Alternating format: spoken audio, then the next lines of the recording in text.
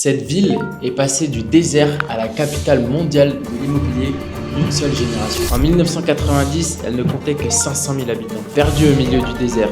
Aujourd'hui, ils sont presque 4 millions et c'est devenu la vitrine immobilière du monde. Contrairement à ce que beaucoup pensent, ce n'est pas le pétrole qui a construit Dubaï.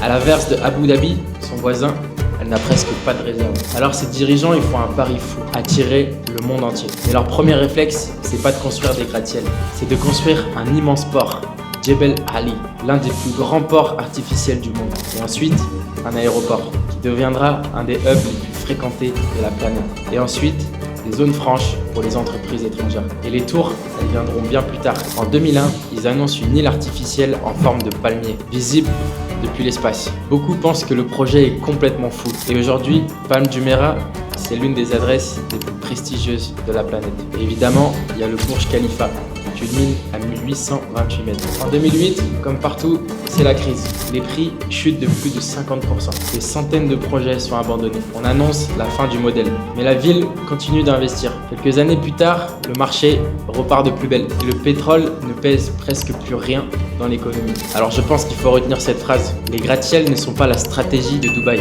mais plutôt la conséquence. Et la vraie stratégie, c'était de construire les raisons d'y venir. Alors aujourd'hui, Bali investit aussi dans ses infrastructures. Reste à voir si elles attireront autant d'entreprises, de talents et de capitaux. Alors, tu penses que Bali peut suivre la même trajectoire que Dubaï?